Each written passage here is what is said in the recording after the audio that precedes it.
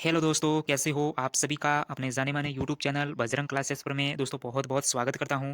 जैसा कि दोस्तों आप देख रहे हैं, राजस्थान के दुर्ग ये अपनी फर्स्ट क्लास है और मैंने आपसे वादा किया था कि राजस्थान कला संस्कृति जो कि रोहित सर की है ब्रह्मशास्त्र, उसको मैं पूरा सॉल्यूशन अपने इस बजरंग क्लासेस चैनल पर मैं करवाने वाला हूँ। ठीक है, तो ये जो बुक है इसका श्रेय मैं रोहित सर को ही दूंगा क्योंकि उनकी मेहनत है तभी एक बुक है वो दोस्तों आपके सामने आई है। ठीक है, तो दोस्तों क्लास को स्टार्ट करते हैं और चैनल पर नए हो तो चैनल को सब्सक्राइब कर देना क्योंकि ये जो क्लास है ये क्लास दोस्तों इंपॉर्टेंट रहने वाली है।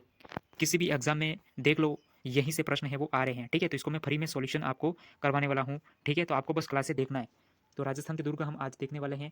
तो सर्वाधिक दुर्ग की बात करें तो ये महाराष्ट्र और मध्य प्रदेश और राजस्थान में है। अगर सर्वाधिक दुर्ग की बात करें तो महाराष्ट्र, मध्य प्रदेश और राजस्थान में है। 21 जून 2013 को राजस्थान के 6 दुर्ग यूनेस्को की धरोहर सूची में शामिल किया गया था, यानी कि विश्व धरोहर सूची में 21 जून 2013 को राजस्थान के 6 दुर्ग थे। ठीक है, कौन कौन से थे? गागरोन, जैसलमेर, रणथंभौर, चित्तौड़गढ़, कुंभलगढ़ और आमेर। अब इसको याद रखने की शॉर्ट ट्रिक है आम गाजर चीकू। आम गाजर चीकू है, इससे आप याद रख पाओगे कि विश्व धरोहर सूची में शामिल होने वाले कितने यहाँ पर किले हैं। ठीक है, तो 6 हैं: गागरोन, जैसलमेर, रणथंभौर, चित्तौड़गढ़, कुंभलगढ़ और आमेर। ठीक है, उसके बाद मैं बात करूँ तो यूनेस्को विश्व धरोहर स्थल में शामिल राजस्थान के स्थान कौन कौन से हैं यूनेस्को विश्व धरोहर स्थल में। ठीक है, तो केवलादे घना पक्षी अभ्यारण्य जो भरतपुर 1985, जंतर मंतर जयपुर जुलाई 2010, कालबेलिया नृत्य 2010, जयपुर का परकोटा 6 जुलाई 2019 को ये सम्मिलित किया गया था। ठीक है, तो ये 4 स्थान हैं, इनको भी आप जरूर याद कर लेना। सर्वप्रथम दुर्गों का वर्गीकरण किसने किया था? तो ये मनुस्मृति में मिलता है। ठीक है, सर्वप्रथम दुर्गों का वर्गीकरण है ये मनुस्मृति में मिलता है। मनुस्मृति में दुर्गों के 6 प्रकार बताए गए हैं। ठीक है, और कौटिल्य ने अर्थशास्त्र जो कि राजनीति पर आधारित पुस्तक है अर्थशास्त्र कौटिल्य की, में दुर्गों के 4 प्रकार बताए हैं कौटिल्य ने भी। ठीक है, कौन कौन से बताए हैं? ओदक दुर्ग, पार्वत दुर्ग, धानवन दुर्ग और वन दुर्ग। ठीक है, तो ये 4 दुर्ग बताए हैं। ओदक दुर्ग जिसे जल दुर्ग कहते हैं, पार्वत दुर्ग जो पर्वत पर स्थित है सर्वश्रेष्ठ बताया है इन्होंने दुर्गों में। ठीक है, कौटिल्य ने पार्वत दुर्ग को सर्वश्रेष्ठ बताया है। ठीक है, धानवन दुर्ग जो मरुस्थल से गिरा हो और वन दुर्ग जो वनों झाड़ियों से गिरा हुआ हो। ठीक है, आचार्य शुक्र ने शुक्र नीति में दुर्गों के 9 प्रकार बताए हैं। ठीक है, यानी कि आचार्य शुक्र ने शुक्र नीति में दुर्गों के 9 प्रकार बताए हैं। गिरी दुर्ग किसी पहाड़ी पर स्थित है, जैसे चित्तौड़गढ़, कुंभलगढ़, अचलगढ़, तारागढ़। राजस्थान के अधिकांश दुर्ग गिरी दुर्ग पर है। ठीक है, राजस्थान के अगर देखें तो अधिकांश दुर्ग है ये गिरी दुर्ग है। ठीक है, औदक दुर्ग कौन से होते हैं? यानी कि जल दुर्ग, औदक दुर्ग को ही जल दुर्ग कह देते हैं, जो जल से घिरा हो। ठीक है, जो जल से गिरा हो, जैसे घाघरोड, भैंसरोडगढ़ दुर्ग, शेरगढ़ दुर्ग, बारा, ये सब कौन से हैं? जल से गिरे हुए दुर्ग है, यानी कि औदक दुर्ग की श्रेणी में आते हैं। वन दुर्ग वनों से गिरा हुआ हो, जैसे सिवाना दुर्ग है, रणथंभौर दुर्ग है। ठीक है, ये वन दुर्ग है। ठीक है, धानवन दुर्ग की मैं बात करूँ तो यहाँ पर चारों ओर रेत हो, मरुस्थल हो, उसे धानवन दुर्ग कहते हैं। जैसे सोनारगढ़, जूनागढ़, नागौर दुर्ग, भटनेर दुर्ग, ये सब धानवन दुर्ग है। एरण दुर्ग पथरीले मार्ग, कांटेदार झाड़ियाँ हो। ठीक है, चित्तौड़गढ़ जालोर दुर्ग है, ये एरण दुर्ग है। ठीक है, पारिक दुर्ग जिसके चारों तरफ खाई हो, वो कौन से दुर्ग हो जाएंगे? पारिक दुर्ग, जैसे लोहारगढ़, भरतपुर, जूनागढ़, बीकानेर। ठीक है, पारिक दुर्ग कौन सा होता है?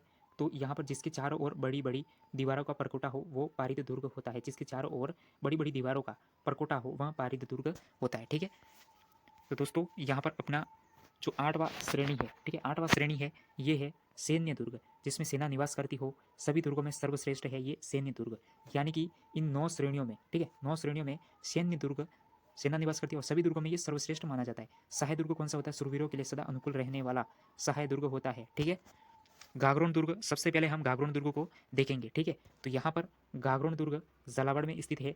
आहू कालीसिंध नदियों के संगम पर बिना नींव के कठोर चट्टान पर स्थित राजस्थान का सर्वश्रेष्ठ जल दुर्ग माना जाता है। ठीक है, 11वीं सदी में डोड परमार राजाओं ने बनाया, इसलिए इसे डोडगढ़ या धुलरगढ़ भी कहते हैं। ठीक है, गागरोन के खिंची राजवंश का संस्थापक देवन सिंह ने बिजलदेव डोडा को हराकर इस दुर्ग पर अधिकार कर लिया और इसका नाम गागरोन रखा। ठीक है भाई, 1423 ईस्वी में मांडू मालवा के शासक होसंग शाह ने अचलदास खिंची पर आक्रमण किया, तब घाघरों का पहला साका हुआ था। ठीक है, 1444 में मालवा के शासक महमूद खिलजी प्रथम ने घाघरों शासक पालन सिंह पर आक्रमण किया, तब घाघरों का दूसरा साका हुआ। वह महमूद खिलजी ने दुर्ग का नाम मुस्तफाबाद रख दिया। ठीक है, बाद में यह दुर्ग अकबर ने पृथ्वीराज राठौड़ को सौंप दिया।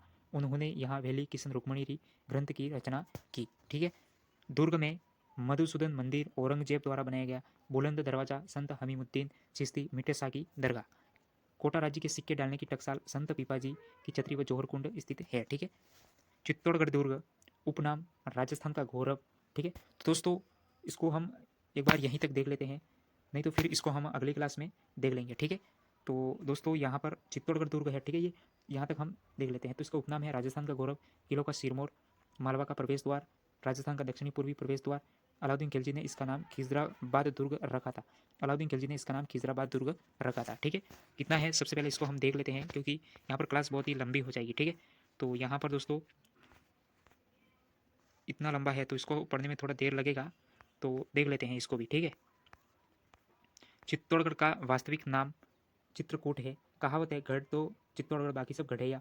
धानवंत श्रेणी को छोड़कर सभी श्रेणी में ये आता है। ठीक है, धानवंत श्रेणी को अगर छोड़ दे तो ये सभी श्रेणी में आ जाता है। गंभीरी और बेड़च नदियों के संगम पर मेसा पठार, मेसा के पठार पर 1850 फीट की ऊंचाई पर स्थित है। क्षेत्रफल की दृष्टि से राजस्थान का सबसे बड़ा किला, सबसे बड़ा लिविंग फोर्ट है।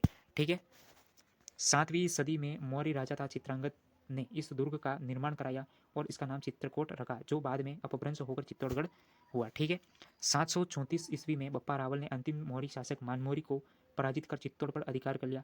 चित्तौड़गढ़ दुर्ग में सर्वाधिक 3 साके हुए। चित्तौड़गढ़ दुर्ग में 7 प्रवेश द्वार है। ठीक है, कौन सा? पहला है पांडन पोल, जो कि रावत बाग सिंह का स्मारक बना हुआ है। भैरव पोल, हनुमान पोल, भैरव पोल व हनुमान पोल के मध्य जयमल राठौड़ व कल्ला राठौड़ की छतरी है। ठीक है, गणेश पोल, जोड़ला जोड़न पोल, लक्ष्मण पोल, राम पोल मुख्य प्रवेश द्वार है। इसके सामने पत्ता सिसोदिया का स्मारक भी बना हुआ है। ठीक है, महाराणा कुंभा ने 7 प्रवेश द्वार का निर्माण कराया। कुंभा को इस दुर्ग का आधुनिक निर्माता कहा जाता है। ठीक है, दुर्ग में प्रमुख इमारतें कौन कौन सी है तो उसको देख लेते हैं हम जरा। विजय स्तंभ, ठीक है, मोस्ट इंपॉर्टेंट है, कई बार एग्जाम में प्रश्न इसी से संबंधित आ जाता है। ठीक है, 9 मंजिल 122 फुट ऊंचा है, भगवान विष्णु को समर्पित है। इसे भारतीय मूर्तिकला का विश्वकोश, हिंदी देवी देवताओं का अजय बगर और कीर्ति स्तंभ भी कहते हैं। ठीक है, महाराणा कुंभा ने मालवा के महमूद खिलजी को सारंगपुर युद्ध में हराकर अपनी विजय की स्मृति में इसका निर्माण 1440 से 48 तक करवाया। वास्तुकार जैता और उसके पुत्र थे नापा, पूंजा और पोमा थे। ठीक है, राजस्थान की प्रथम इमारत जिस पर डाक टिकट जारी राजस्थान की प्रथम इमारत जिस पर डाक टिकट जारी हुई थी वो है 15 अगस्त 1949 को 1 रुपये की। ठीक है, तो ये चित्तौड़गढ़ दुर्ग पर डाक टिकट जारी हुई थी। ठीक है, यानी कि ये विजय स्तंभ है, इस पर है वो दोस्तों डाक टिकट जारी की। आगे देखते हैं दोस्तों, राजस्थान पुलिस माध्यमिक शिक्षा बोर्ड का प्रतीक चिन्ह। राजस्थान पुलिस, फर्ग्यूसन ने इसकी तुलना रोम के टार्जन से की है। कर्नल जेम्स टॉड ने कुतुब मीनार से भी श्रेष्ठ बताया है। इसके प्रवेश द्वार पर गदा व चक्र धारण किए हुए जनार्दन की मूर्ति है। ठीक है, पहली मंजिल पर ब्रह्मा, विष्णु और रुद्र की मूर्तियां है। दूसरी मंजिल पर हरिहर, भगवान विष्णु व शिव तथा अर्धनारीश्वर की मूर्तियां है। ठीक है, तीसरी मंजिल पर 9 बार अल्लाह शब्द लिखा गया है। 5वीं मंजिल पर लक्ष्मी नारायण, ब्रह्मा, सावित्री की युग्म प्रतिमा है ना। 6ठी मंजिल पर देखें तो सरस्वती, महालक्ष्मी, महाकाल की मूर्तियां। 7वीं मंजिल पर नरसिंह, रामचंद्र, बुद्ध आदि भगवान विष्णु के अवतारों की प्रतिमा है। ठीक है, 8वीं मंजिल पर कोई मूर्ति नहीं है। 1857 में इस स्तंभ की 9वीं मंजिल पर बिजली गिरी थी, तब महाराणा स्वरूप सिंह ने पुनर्निर्माण इसका करवाया था। ठीक है, जैन कीर्ति स्तंभ की बात करें तो दोस्तों 7 मंजिला व 75 फीट ऊंचा है। जैन व्यापारी जीजा बगेरवाल व उनके पुत्र थे पुण्य सिंह ने 1301 ईस्वी में करवाया। प्रथम जैन तीर्थकर ऋषभ देव आदिनाथ को समर्पित है। ठीक है, चित्तौड़गढ़ दुर्ग में मंदिर कौन से है तो कालिका माता मंदिर, सतबीस देवरी जैन मंदिर जो कि 27 मंदिर है। कालिका माता का मंदिर राजस्थान का प्राचीनतम सूर्य मंदिर है। तुलजा भवानी मंदिर, इसका निर्माण बनवीर ने करवाया था। मीराबाई का मंदिर। ठीक है, ये चित्तौड़गढ़ दुर्ग में मंदिर है। उसके बाद में समितेश्वर मंदिर की बात करूँ तो भगवान शिव की त्रिमुखी मूर्ति, इसका निर्माण 11वीं सदी में मालवा के परमार शासक राजा भोज ने करवाया था और इसे त्रिभुवन नारायण मंदिर भी कहते हैं। महाराणा मोक्कल ने पुनर्निर्माण करवाया, इसलिए मोक्कल जी का मंदिर भी कहते हैं। ठीक है, कुंभ श्याम मंदिर, प्रतिहारकालीन मंदिर जिसे मलेच्चों ने नष्ट कर दिया। कुंभा ने 1449 ईस्वी में पुनर्निर्माण कराकर भगवान विष्णु के वराह अवतार की मूर्ति स्थापित की। ठीक है, श्रृंगार चवरी मंदिर, इसका निर्माण कुंभा के कोषाध्यक्ष भंडारी वेलका ने 1448 ईस्वी में करवाया था।